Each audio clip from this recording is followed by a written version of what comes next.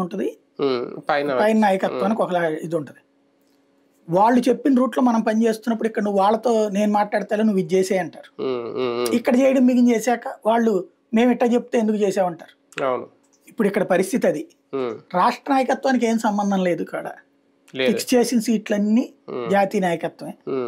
చంద్రబాబు దగ్గరకు వచ్చి కూర్చుని మాట్లాడిన జాతీయ నాయకత్వమే. ఇచ్చాక మార్పు చేర్పుల్లో ఏమన్నా రాష్ట్ర నాయకత్వ పాత్ర ఉందేమో కానీ మిగతా అదంతా లేదు.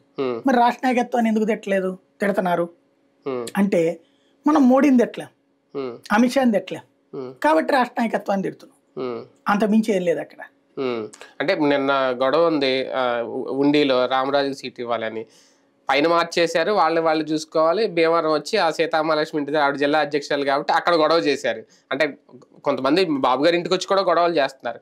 అంటే వాళ్ళని ప్రొటెక్ట్ చేయాల్సిన బాధ్యత, వాళ్ళ విషయంలో ఫీడ్బ్యాక్ ఇచ్చి నిర్ణయం తీసుకోవాల్సిన బాధ్యత పై స్థాయి వాళ్ళ మీద ఉంటుంది కాబట్టి వాళ్ళు అలా అడిగి ఉంటారు. అదే భారతీయ జనతా పార్టీలో ఏ పురంధేశ్వర్ గారు లేదా రాష్ట్ర స్థాయి నాయకులు ఆ బాధ్యత తీసుకోవాలి కదా, ఎందుకు తీసుకోవట్లేదు అంటున్నాను. ఇవ్వట్లేదు కదా, అధినాయకత్వం పవర్ ఇవ్వాలి కదా. ఇదిగో నీకు ఇస్తున్నాను.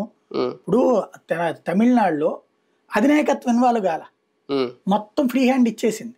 నువ్వు ఎవరి సీట్లో చెప్పు పంపించండి. వాళ్ళ దగ్గరికి ఏమన్నా ప్రపోజల్ వచ్చిన ఇదిగో చెప్పు చూసుకో అని చెప్పి ఇచ్చారు. ఇతను ఫైనల్ చేసి లిస్ట్ పంపిస్తే వాళ్ళు సంతకం పెట్టి పంపించారు.